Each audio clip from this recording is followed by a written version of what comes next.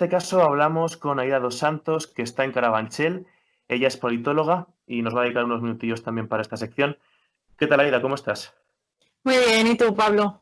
Gracias por tu tiempo y bueno, en primer lugar, yo te quería preguntar, desde tu campo de trabajo y de estudio, que son las ciencias políticas, ¿cómo analizas la situación?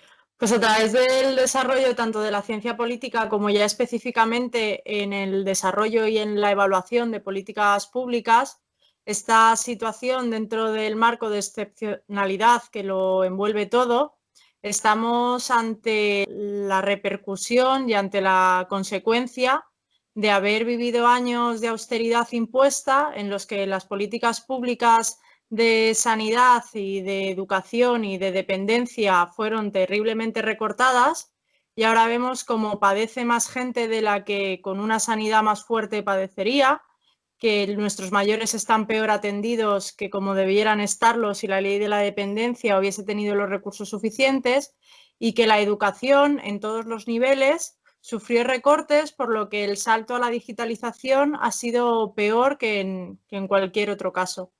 Desde el punto de vista no tanto nacional, sino europeo, de la Unión Europea, se está apuntando desde diferentes puntos de análisis y también ideológicos, en fin, que esta situación está suponiendo una prueba de fuego para la Unión Europea. Yo te quería preguntar cómo analizas el contexto europeo también desde tu campo de trabajo. La visión que tenemos de la Unión Europea en la Europa del Sur, como te comentaba, desde los recortes y la austeridad impuesta y la visión de la Troika europea, tenemos la imagen de que hemos estado bastante observados por Europa y también hemos tenido la terrible mala suerte de que el coronavirus en Europa entrase principalmente por Italia y más adelante, pocos días después, el foco estuviera en España. Entonces, se ha vuelto otra vez a la retórica de la Europa del Norte y la Europa del Sur, a que la Europa del Sur necesita recursos que la Europa del Norte le niega. La situación sería muy diferente en Europa y tendríamos un escenario completamente diferente de solidaridad europea si los primeros casos y los primeros positivos hubiesen sido de ciudadanos del norte de Europa en territorios del norte de Europa, porque no debemos olvidar que los positivos y los primeros casos, tanto en España como en Italia, no han sido de nacionales, sino que han sido de personas que viajaban, personas que debido a en gran medida a la desindustrialización del sur de Europa necesitaban viajar continuamente a China y a otros polos, y han sido estas personas nacionales del norte de Europa quienes han sido las primeras infectadas, pero eso no ha servido para que haya más solidaridad, sino que se ha vuelto a recrudecer el discurso de la Europa del Norte y la Europa del Sur. Por lo que o hacemos una Europa más social de verdad y empezamos a olvidarnos de los territorios y de las fronteras y empezamos a vernos a todos como conciudadanos con un mismo objeto, o la Europa es social o vamos a deconstruir Europa tal y como la concebimos y nunca vamos a llegar a un objeto de solidaridad europea.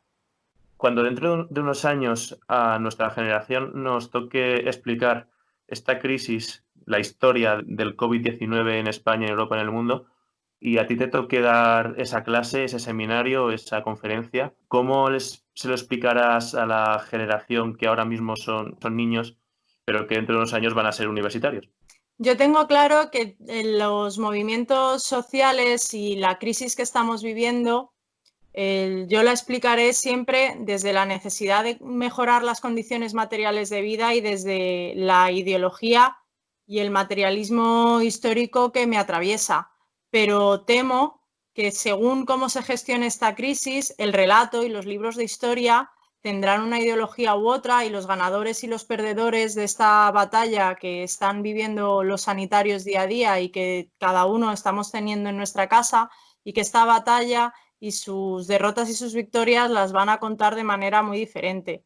Yo tengo claro que hablaré de los recortes que han habido en sanidad y que no han producido ni han posibilitado que la gente sea tratada con dignidad como debería, pero el relato y las personas que puedan manejar ese relato tienen la responsabilidad de dejar constancia de que esto se podría gestionar mucho mejor y de que de esta crisis no se quede nadie atrás cuando cuando todo podamos superarlo.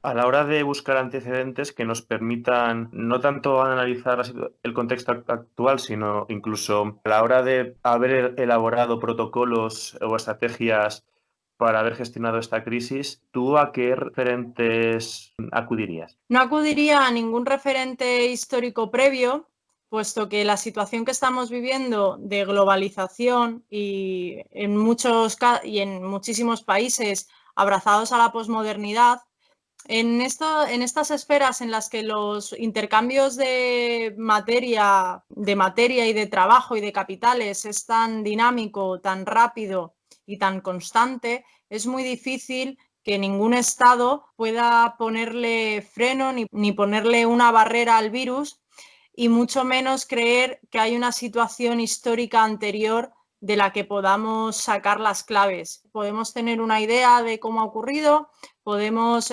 mejorar la experiencia presente a través de la historia del pasado, pero ni mucho menos vamos a encontrar en los libros de historia cómo atacar a un virus que se mueve con la virulencia que se está moviendo el coronavirus y con la rapidez que lo está haciendo. Vale, Aida, pues muchas gracias. También suelo preguntaros a las personas que os estoy entrevistando de alguna recomendación de lectura, de serie, de película que ver en estos días que nos permita, bueno, desde despejarnos y evadirnos hasta incluso poder comprender esta situación.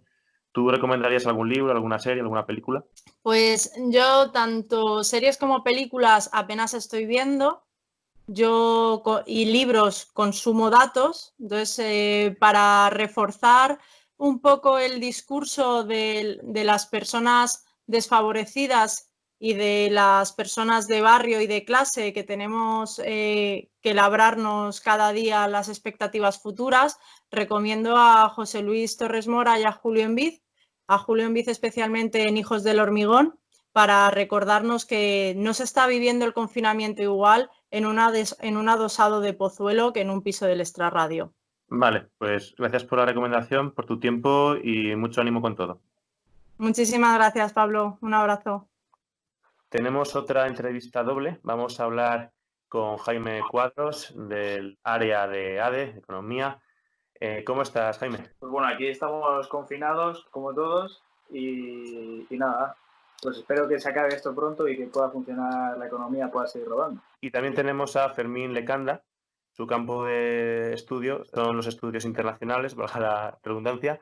¿Qué tal, Fermín? ¿Cómo estás? Muy bien, todo muy bien. ¿Tú qué tal, Pablo? Pues aquí, compartiendo mi tiempo con vosotros y dando voz para que podamos tener un análisis lo más completo posible desde diferentes puntos de vista. Yo quería quería preguntaros cada uno, Jaime desde la economía y Fermín desde los estudios internacionales, que es a lo que en los últimos años le habéis dedicado más tiempo de estudio, de lectura, más esfuerzo intelectual. ¿Cómo analizáis la situación que estamos viviendo? Por favor. Bueno, a mí me gustaría un poco explicar la situación. Vale, básicamente yo considero que se debe crecer en base a la productividad. Siempre estamos analizando y siempre estamos viendo en la tele todo el tema de qué es el PIB, nos dicen números del PIB, nos dicen que si crecemos, que si bajamos, todo eso, ¿no? Y realmente a lo mejor no sabemos qué es lo que es el PIB. Entonces, al final, lo que quiero es decir una definición del PIB para que todos le pongan en situación.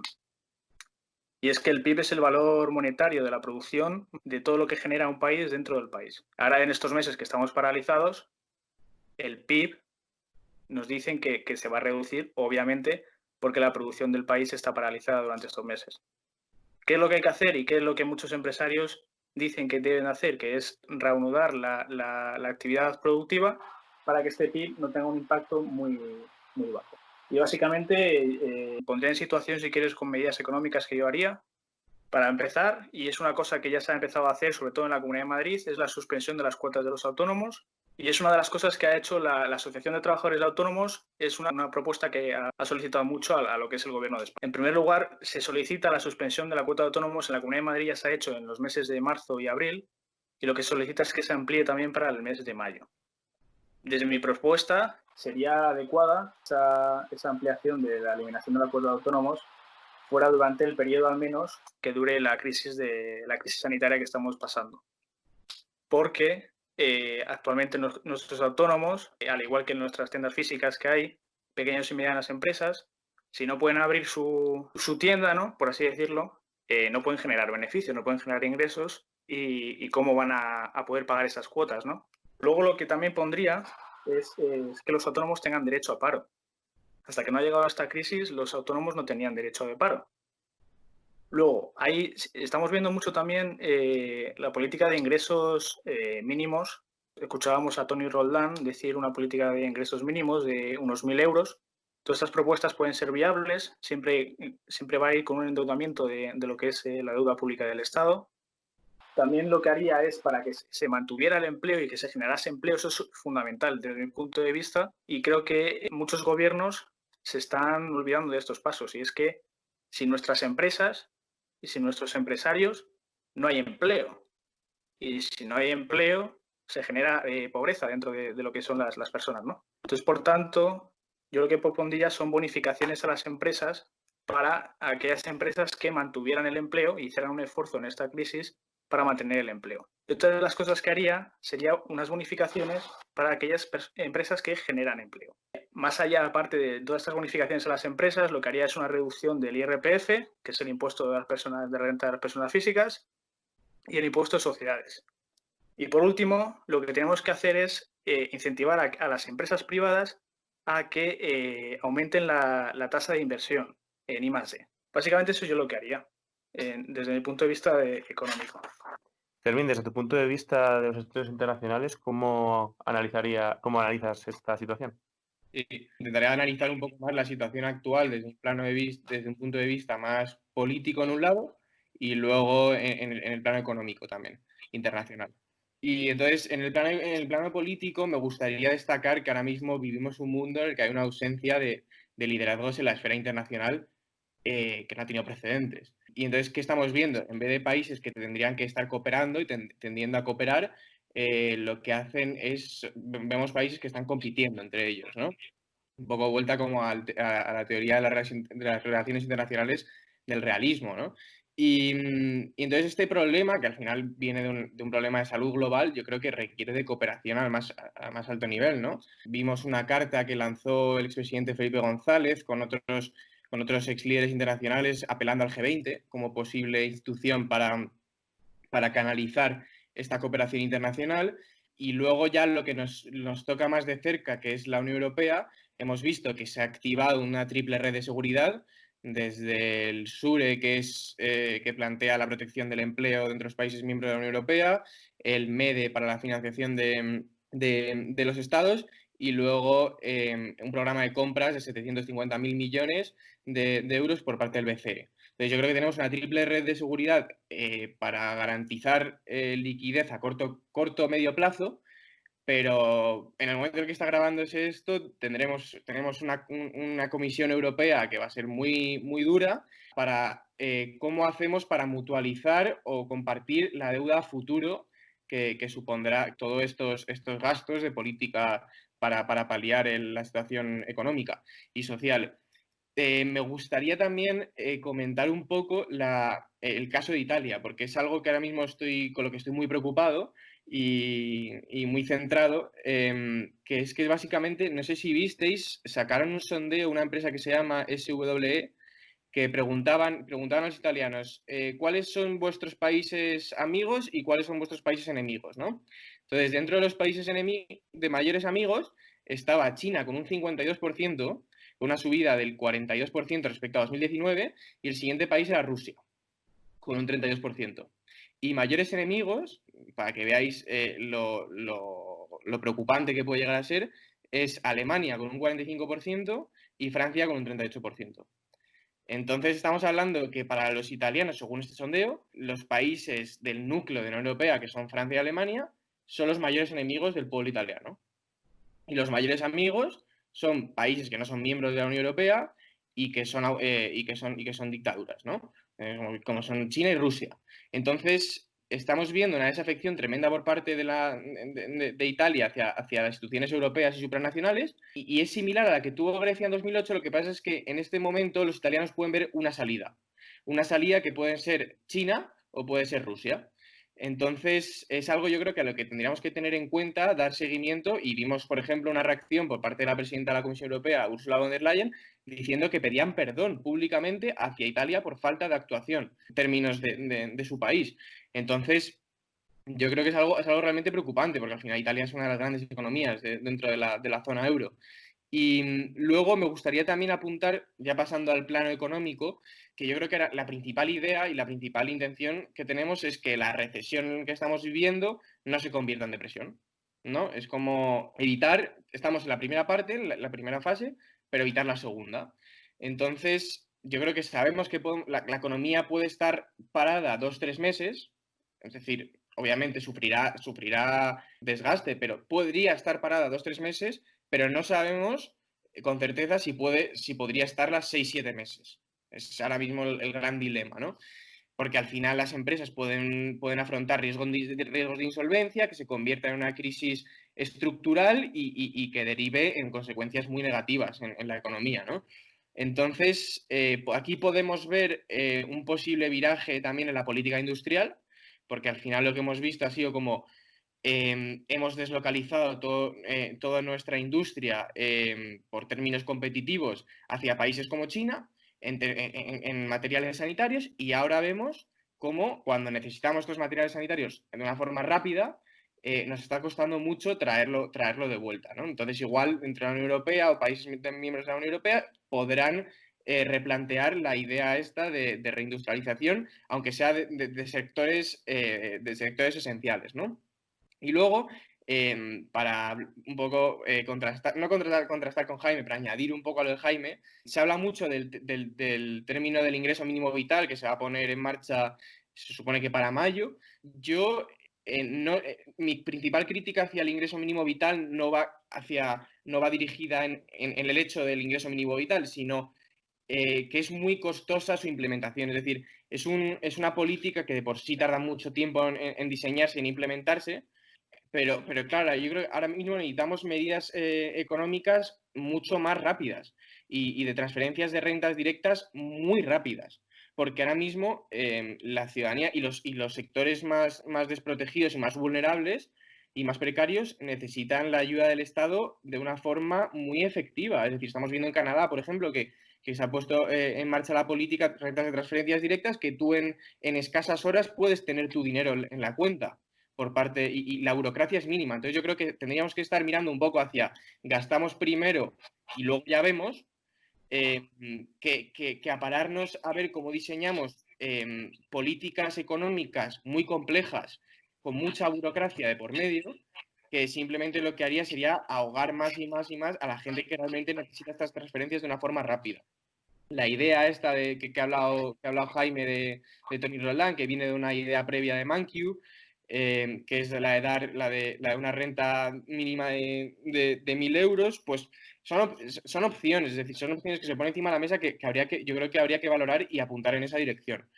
Y luego ya por último, quería hablar un poco del tema de los datos, que ahora mismo es algo que es muy relevante y estoy muy interesado, y es como que al final a lo largo de la historia, los países pues al final han estado mucho pugnando por el dominio de los recursos naturales, de las energías, pero ahora mismo yo creo que la gran lucha es la legitimización y la posesión de datos. Entonces, al final, nuestra identidad digital se ha visto súper fortalecida y reforzada con esta crisis sanitaria, porque al final es que trabajamos en el ordenador, tenemos el ocio en el ordenador, interactuamos constantemente y nuestra vida social está trasladada a las tecnologías. Entonces, nuestra vida y nuestra identidad digital realmente se ha traspuesto hacia la tecnología. Entonces, quien tenga el control de los datos serán los ganadores. Yo creo que ahora estamos viendo claros ganadores en estos términos, que son las empresas tecnológicas de Silicon Valley, y que al final nosotros cedemos nuestros datos a ellos y tienen el monopolio. La relación de los estados con el control de los datos es algo que yo creo que se tendría que plantear y realmente mirar hacia políticas de protección de datos para que estos datos no puedan ser manipulados y utilizados de una forma que no se tiene que utilizar, tanto como por poderes legislativos ejecutivos como por poderes de empresas tecnológicas. Y eso es un poco mi análisis que hago de esta pandemia. Gracias. Jaime, ¿quieres comentar alguna cosilla a colación? No, todo lo que ha dicho Fermín, la verdad es que está bastante bien. Solo desde mi punto de vista de lo que es un poco la defensa del mundo empresarial, yo creo que es fundamental también que los bancos y el Estado fomente un poco la facilidad de microcréditos a las pymes, e incluso que las pymes puedan posponer los pagos de créditos a un tipo de interés del 0% con los bancos, ¿no? Porque actualmente ahora, como comentaba antes, las empresas tienen unos ingresos de 0 euros, entonces eso repercute, básicamente ya hemos visto que desde mi punto de vista el tema de los ERTES ha hecho que no se despida directamente a mucha gente, me parece positivo, pero claro, la cosa es cuando salgamos, ¿qué va a pasar? Entonces esas empresas que ahora mismo están más o menos ahí, que penden de un hilo, ¿no? Porque gracias a los ERTES están sobreviviendo ahora mismo, de repente cuando salgamos, ¿qué es lo que va a pasar con ellas? Entonces hay que dar facilidades de que se puedan refinanciar esos créditos, esos préstamos que han pedido las empresas, y también un poco de ayuda a sus inversiones. A mí lo que me destaca una cosa importante es qué ha pasado en España y qué ha pasado en Europa para que tengamos que ir a pedir productos sanitarios a China. Europa no fabrica productos sanitarios, España no tiene para producción sanitarios, estamos todavía esperando los test y mascarillas sanitarias y todavía no llegó nada. Entonces, yo creo que esta pandemia tiene un poco también que, ya es en el tema político, Fermín seguramente puede decir más sobre la Unión Europea, pero creo que la Unión Europea tiene que dar un giro. Ahora mismo la Unión Europea tiende hacia la desaparición por culpa de partidos de extrema derecha, incluso de extrema izquierda, que como estamos viendo en Italia, con la estadística que estaba comentando Fermín, incluso el Brexit que se ha producido en Gran Bretaña, o que se unan fuerzas y Europa salga fortalecida de esta crisis sanitaria para que Europa por fin sea una Europa fuerte y pueda luchar con China y Estados Unidos entre las grandes potencias. Seguro Fermín puede decir algo respecto a esto, seguramente. Sí, quería precisamente comentaros vuestro punto de vista de la Unión Europea. Jaime ya lo ha dejado marcado. ¿Tú cómo lo afrontas, Fermín? Bueno, yo creo que vimos con el Brexit al final sirvió un poco como vacuna para refortalecer el sentimiento de pertenencia a la Unión Europea, pero está claro que al final la Unión Europea o actúa o hay un riesgo muy alto a que, yo creo que nunca va a tender a la desaparición simplemente por intereses de los Estados miembros, porque al final a todos los Estados miembros le conviene la Unión Europea y le conviene tener un mercado interior único donde puedan intercambiar bienes y servicios, ¿no? Entonces, pero puede tender a burocratizarse y convertirse en una estructura puramente económica por los intereses de los países miembros. Entonces, yo creo que al final, lo decía Emmanuel Macron en una entrevista fantástica en el Financial Times, que tenemos que pensar, o la Unión Europea es un proyecto puramente económico o es un proyecto político. Entonces, él dice, yo creo que tiene que ser un proyecto político y yo estoy totalmente de acuerdo con lo que dice. Es decir, la Unión Europea tiene que tener un sentido político, relanzar de forma ambiciosa su posición geopolítica en el mundo. Porque al final lo que estamos viviendo es una situación geopolítica súper polarizada en bloque chino-norteamericano. Pero es que Estados Unidos ha dicho, mi país primero, yo me olvido de lo que está pasando en el mundo, no quiero ser parte de él, aislacionismo y poner los intereses de tu país por delante de los del resto. Entonces, al final, claro, se deja un espacio y un hueco ahí que China tiene la intención de ocuparlo, pero claro, la Unión Europea tiene que jugar un peso aquí muy importante porque tenemos que recordar que los países emergentes, véase México, véase Indonesia, véase Brasil, en términos de posesión de riqueza a nivel mundial, están creciendo y están ocupando con respecto a los países de la Unión Europea. Entonces, o realmente replanteamos el papel de la Unión Europea en términos geopolíticos como un bloque de países democráticos, de democracias liberales, con una economía de mercado sobre el mundo, o simplemente la Unión Europea tenderá poco a poco a colocarse en un segundo plano en términos geopolíticos. Está muy bien lo que comentas, la verdad. He marcado una serie de pautas que yo creo que son muy interesantes para analizar hoy y también de cara al futuro. Y bueno, ¿queréis comentar alguna cosa más antes de cerrar? Jaime, Sí, parece. me gustaría decir simplemente una frase, y es que al igual que en su momento rescatamos a los bancos, es importante también aquellas empresas en las que sea necesario rescatar a nuestras empresas, que son las principales generadoras de empleo en nuestro país. Gracias. Nada más. Muchas gracias, chicos, por vuestro tiempo, por vuestro análisis. Ojalá esta situación sirva para entender mejor el mundo en el que vivimos y también la estrategia con la que salir de la crisis que ya estamos viviendo y que se avecina, y que el historiador estudiará el futuro gracias al trabajo analítico que ya estáis haciendo desde vuestros campos de análisis. Y nada, un abrazo muy fuerte y cuidaros mucho. Igualmente, Pablo, un abrazo y igualmente, Fermín. Hasta luego. En esta ocasión nos vamos hasta Getafe, donde tenemos allí a Sara Domínguez. Sara es politóloga. ¿Cómo estás, Sara? Hola, Pablo. Muy bien, la verdad. Mejor de lo que me esperaba, sinceramente. Bueno, Sara, como decimos, es politóloga. Actualmente está haciendo el TFM, que está en una situación muy parecida a mucha de la gente que estamos entrevistando. Sara, desde tu punto de vista, ¿cómo analiza una persona dedicada a las ciencias políticas una situación como la que estamos viviendo? Pues yo la analizo desde una perspectiva más internacionalista, ¿no? Desde una perspectiva sociológica y más psicológica que otra cosa.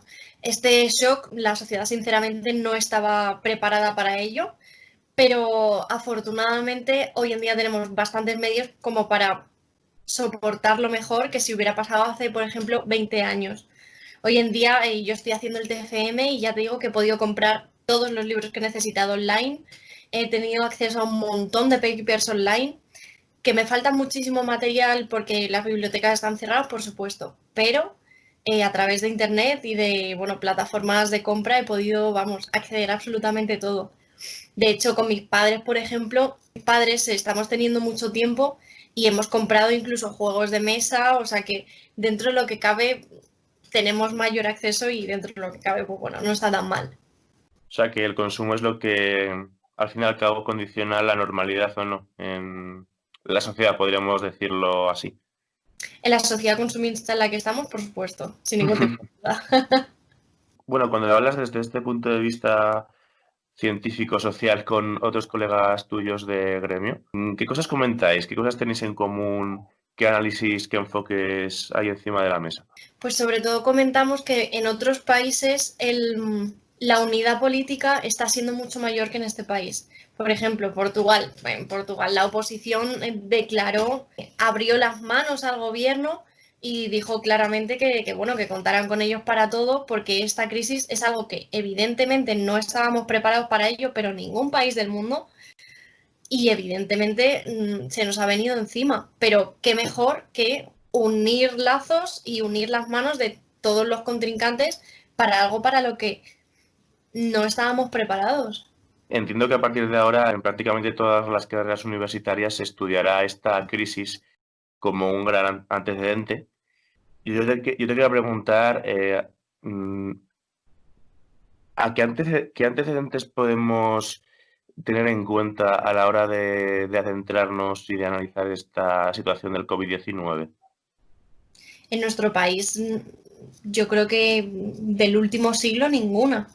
Creo que el antecedente más próximo que podemos tener es o la posguerra o la última pandemia que tuvimos hace un siglo. Y evidentemente las condiciones no eran las mismas, la sociedad no era la misma. Hoy en día tenemos más recursos para pasar este tipo de pandemias.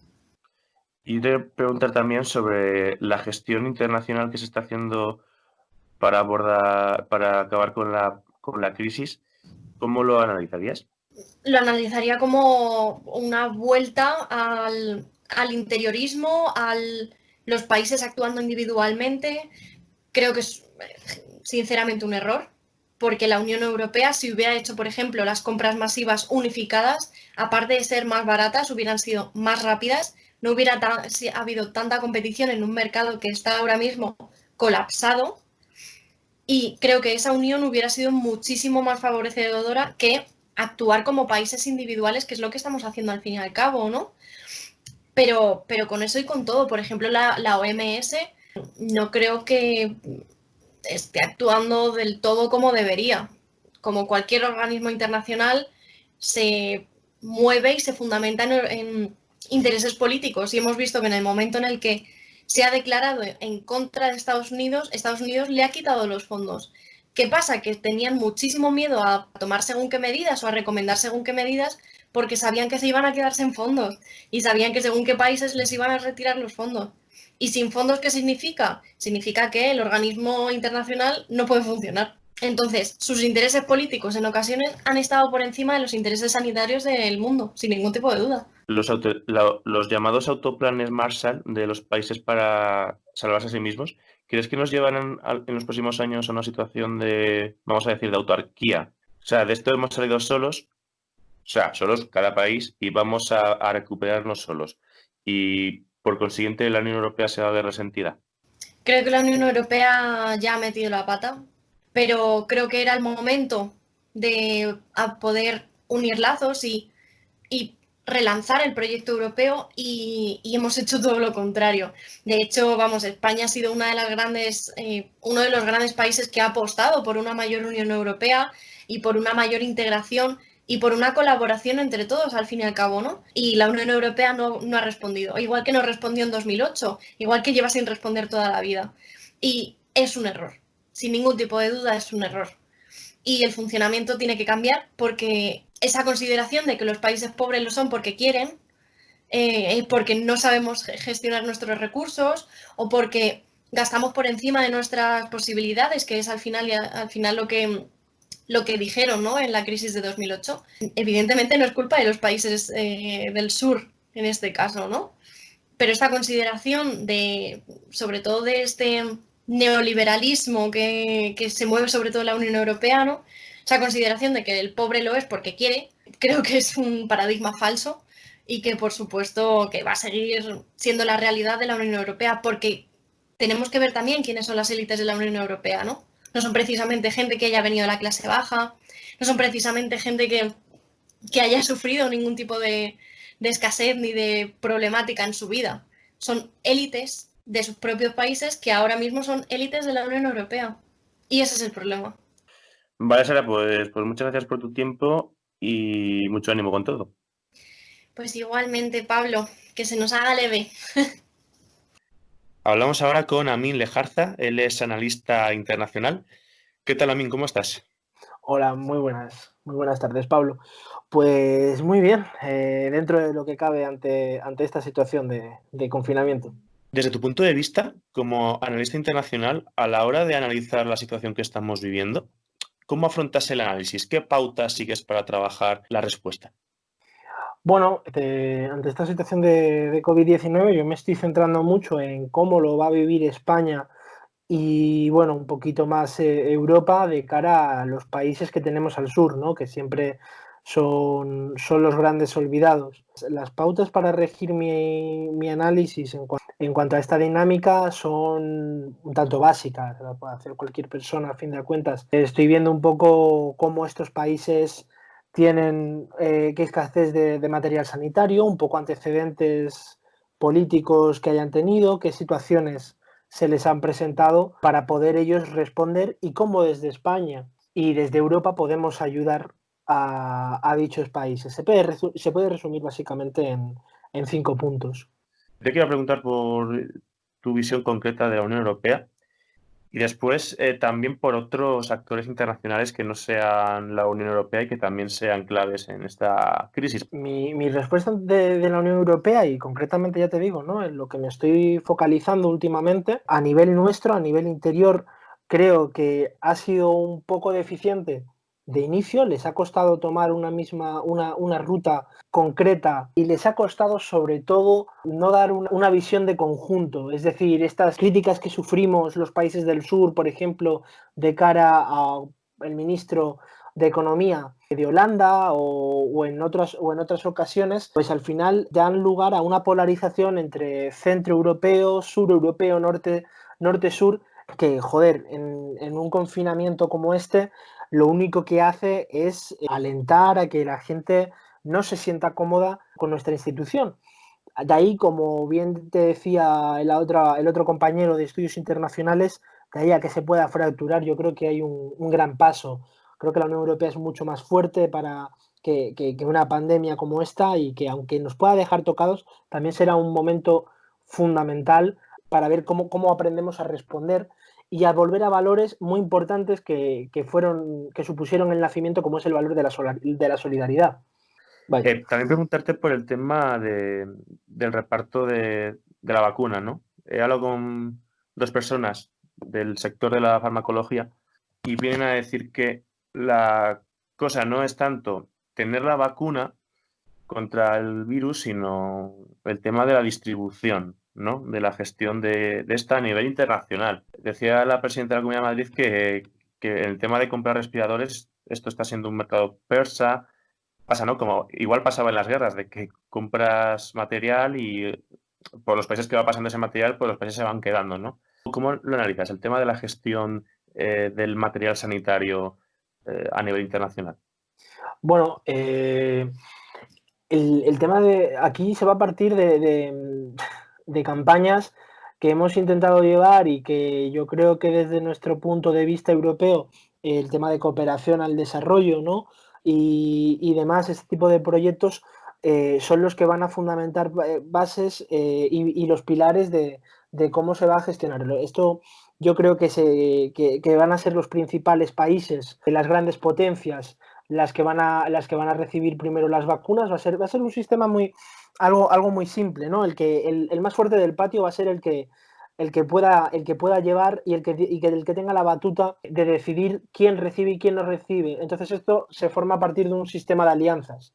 Si China se lleva bien o es aliado de Sudán en África, o de Pakistán allí en Asia Central, pues Pakistán y Sudán recibirán vacunas antes que otros países, como por ejemplo podamos hablar, pues un aliado claro de Estados Unidos en África, podríamos hablar de Marruecos, y en Asia Central podríamos decir Afganistán, ¿no?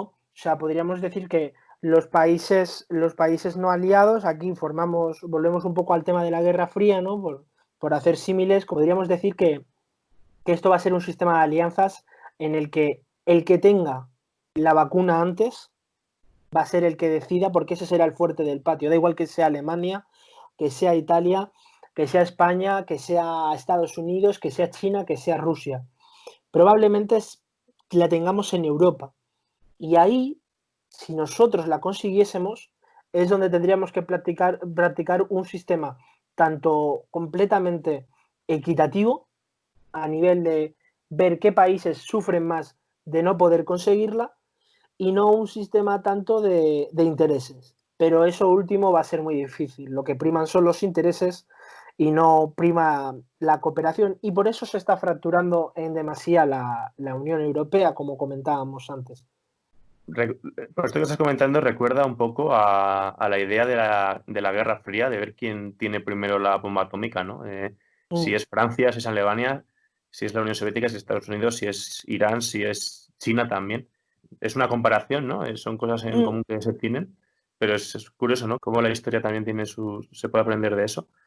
Dentro de unos años, si te tocase dar clase a la futura generación de analistas internacionales o de líderes o de políticos o de politólogos, ¿cómo les enseñarías lo que es la disciplina en la que estás formado en base a esta experiencia que estamos viviendo? Bueno, a gestionar un país es bastante complejo, ¿no? Yo creo que lastimosamente las mejores medidas han sido, bajo mi punto de vista, también esto es completamente subjetivo, han sido medidas bastante extremas, bastante, como pudo ser Nayib Bukele en El Salvador, es decir, cercar lo máximo posible, cerrar fronteras. Yo lo que les diría sobre todo es eso, que extremasen la precaución y que pecasen de cautos, sobre todo, pecar de cauto. ¿Por qué? Porque al final puede que la población en un primer momento se vuelva contra ti, porque sea una una vulneración de derechos, sino más un eliminar derechos de una manera muy prematura. Pero estamos viendo que los países que han adoptado ese tipo de medidas son los que mejor les está yendo el número de contagios y por supuesto, el número de muertes. Son los que menos están teniendo. Por lo tanto, yo les diría que pecasen de cautos, que cerrasen fronteras y que paulatinamente fuesen abriendo y no se fuesen cerrando a intereses externos. Es decir, soy una persona que apuesta por la cooperación, pero si tienes que mirar por tu interés personal en estos tiempos y en lo que se avecina, siempre daría el consejo de pecar de cauto ante una pandemia. Muy bien, pues Amin, muchas gracias por tu tiempo, por tu análisis. Entiendo que cuando la historia estudie esta pandemia, bueno, cosa que se puede empezar a hacer desde ya, como siempre, serán necesarios estas pautas que marcáis, ¿no? Los que os dedicáis a los estudios de los escenarios presentes y de prospectiva. Así que nada, muchas gracias por la aportación. Muchísimas gracias a ti, Pablo.